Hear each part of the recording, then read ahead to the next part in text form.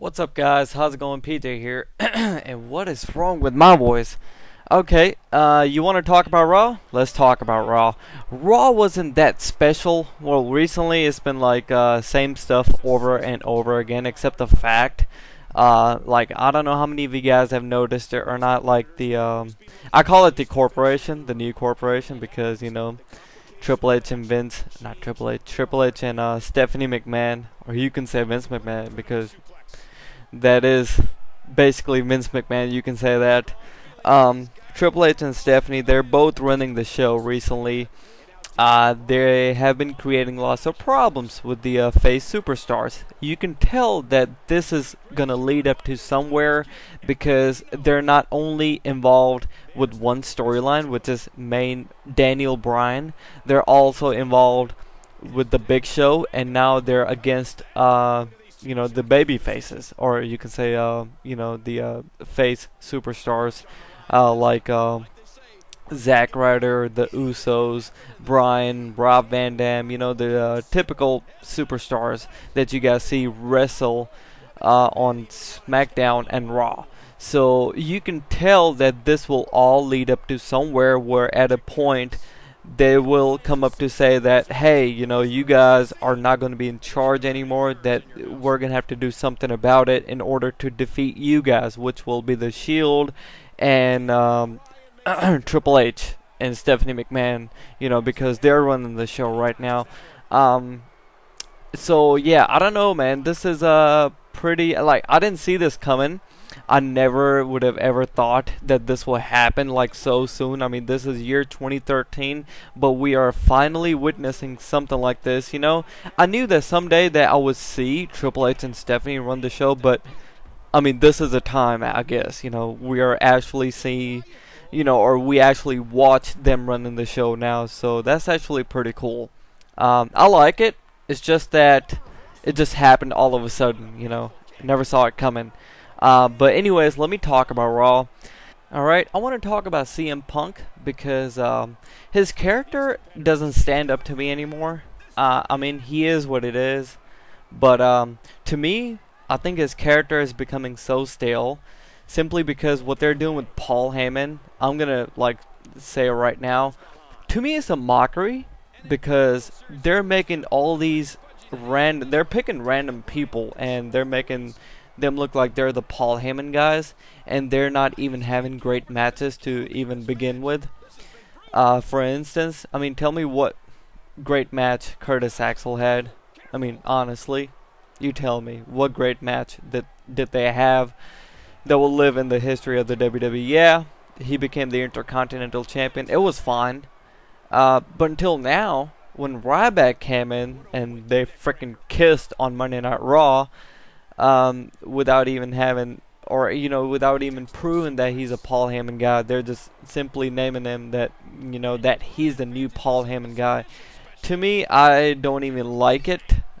I just don't like whatever's going on with Punk, Paul Heyman, Curtis Axel, Ryback. They're all in a big pot right now. It's like creative team is just like putting them together because I don't know, they want to keep them separated apart from whatever's been going on with the whole Bryan situation and Triple H and Stephanie. It's, I don't know, it's pretty weird. But yeah, there's that. I don't even know what I want to talk about because Punk simply came out and he talked about his hometown and stuff, which honestly I don't even have to talk about. And then like maybe after wasting 10 minutes later, here comes up Paul Heyman, and they basically had a segment where Punk got ticked off, he attacked Heyman, then here comes Ryback and Axel for the save. But then again, I think CM Punk's homecoming got ruined because Punk got slammed through a freaking table outside from the stage by the hands of Ryback, I believe, if I'm not mistaken. And that was it. Alright, now let's see what else. I'm actually reading the top topics, whatever happened from Monday Night Raw. You know, Triple H and Stephanie, they started off the show and they basically had 10 superstars lined up on the stage saying that I'm kind of glad that you guys actually stepped up, but what's the legitimate reason why you guys stepped up? And Triple H was, he was being cocky, saying that, so you're saying that you're stepping up for a guy who's fighting for WWE champion. Basically, he's saying that, why don't you challenge Bryan? I mean, why are you supporting a guy like Bryan? Why are you taking sides? That was pretty much it on that. And then they said, go on WWE App to basically choose Randy Orton's opponent tonight. They were given 3 options: R-Truth, Dolph Ziggler, and RVD. Of course, people chose RVD. Then Orton had a matchup with RVD, which was pretty decent. I liked it. And it ended up as a double knockout. No, not double knockout. Double count out. And Orton basically attacked RVD. It was like a vicious attack outside the ring. On the barricade, it was like a naked barricade. He stripped off the barricade. What else? Steel steps on the table, on the apron, something like that, and a kick and a DDT, a vicious DDT from top of the turnbuckle all the way down, which was pretty awesome. So I think RVD is out for a while, if I'm not mistaken, because that's the kind of schedule he wants to do. It's pretty easy for him, and I actually read it like 2 weeks ago that RVD is going to be taking a break in October or something like that, so this might be the time. I wouldn't doubt it if he's going to take off till Rumble time or whatever. He might come back before that, who knows. It might be a possibility where he's only able to take time off for like a month and a half or something like that, who knows. Probably a month, who knows. Anything's possible. Oh, by the way, they revealed all the superstars for WWE 2K14. I was pretty psyched up when I saw the picture of the Shield. They actually showed them, how they looked in the game. I didn't see any gameplay footage. All I saw was pictures.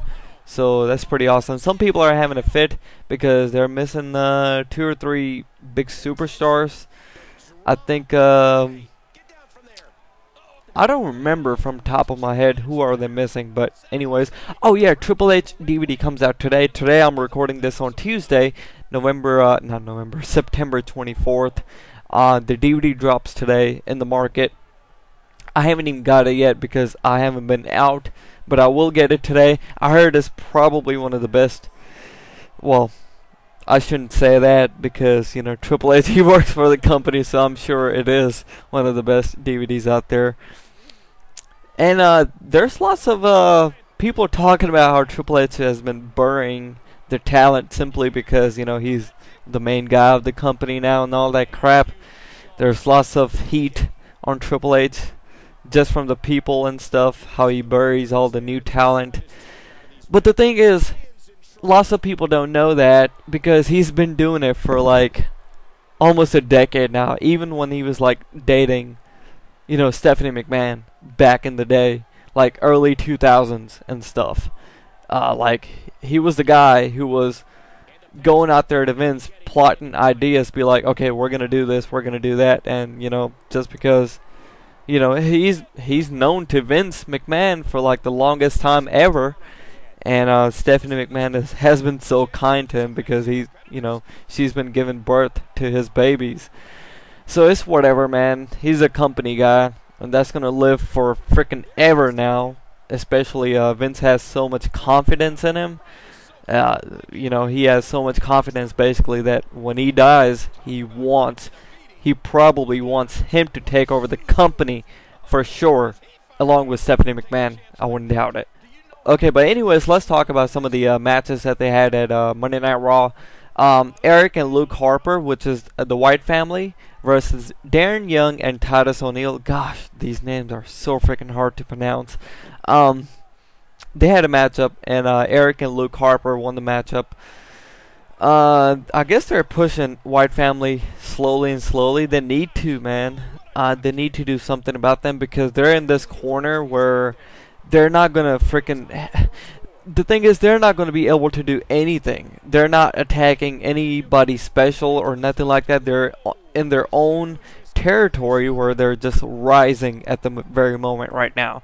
The Shield is, however, like they're freaking, you know, on this top level. They're like the top guys of the company right now because they've been taking out everybody. They had a segment with the Miz, Big Show, and Stephanie McMahon. You know, Miz was basically asking Big Show, why are you doing this? You know, why are you doing whatever Stephanie and Triple H ask you to do? And basically Stephanie McMahon came out and she told Big Show to knock Miz out. And Big Show, man, he didn't have any emotions, nothing. He turned Miz around and he knocked him out and he walked out. That was it. That was so quick. By the way, I totally forgot. The best part of Monday Night Raw, in my opinion, was when the Shield came out to wrestle a 12 versus 3 handicap matchup. When they were making their entrances, Cody Rhodes and Goldust came from the crowd or something like that, and they attacked the Shield. Now this is pretty amazing to me because I want to see what's going to happen next. I mean, this is the Rhodes family. For gosh sakes, man, we've been wanting to see something with Cody Rhodes and the Goldust because they're brothers. And I wouldn't doubt it, man, if they would have a matchup, you know, Rhodes family versus the Shield or something like that, because that would be so freaking awesome. I mean, just think about it on the pay-per-view. Rhodes versus the Shield. And by the way, I think, let me see, Goldust tweeted after the attack saying, "Time is up. Dynasties last forever. Hashtag Rhodes Dynasty rises." You think that's the name of the new tag team? Rhodes Dynasty? I mean, that's pretty awesome. Hashtag watch them all fall at WWE. So I thought that was pretty awesome. You know, they're actually going to do something with, you know, the Rhodes family. Looks like that's some of the main stuff. Fandango had a match with Santino Marella. Fandango and Santino Marella, they're like in the comedy section. I don't even have to talk about that. Don't have to talk about Divas. Handicap matchup. The final matchup was pretty much what I thought it would be. I actually tweeted about this. I was like, the Shield is going to win. You know, it's like 3 versus 12 guys, really. We all knew that this was going to come to like this. But then again, Shield didn't win the matchup. Slowly and slowly, it's like every one person eliminated 4 people or something like that. At the end, you know, things got loose because 4 people attacked Seth Rollins, and everybody took out the Shield. And at the end, it was Daniel Bryan, who was a legal guy, and he ended up taking out Rollins with, you know, with the flying knee and the headbutt. So I thought that was pretty awesome, and the crowd was chanting yes, yes, yes while they celebrated, and Raw went off the air just like that. And that was it. That was the end of Raw. So what do you guys think about Monday Night Raw? But in my opinion, like, I'm going to say this right now, my reviews, I don't basically like go out there or, you know, make my videos saying that, okay, so this match, it was graded at this, you know, I like this match or not. I mean, I also talk about the storylines and what they're doing backstage and stuff. I like talking about that stuff more than whatever's happening on Monday Night Raw, because most of the people do know what happened at Monday Night Raw. You guys don't want to hear me talk about that. You guys want me to talk about some of the stuff that's been happening, you know, in the past and whatever, you know, backstage history and all that crap. And that's what I actually like talking about. So please give me a like on this video if you guys can. And I will see you guys next time. See you guys. Bye. Not this. He's looking at it again.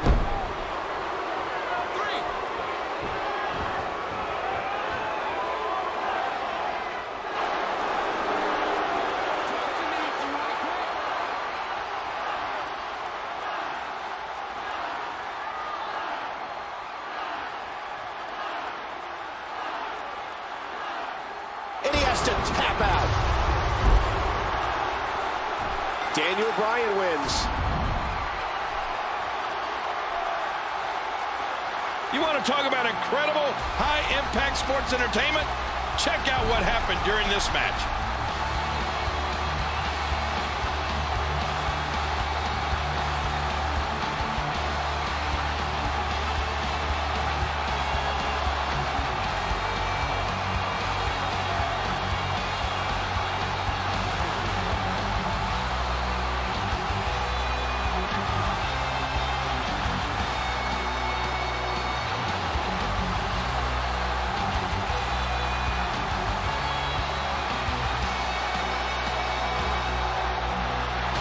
here is your winner, Daniel Bryan. What a phenomenal contest. I can guarantee this match will be discussed heavily on WWE.com.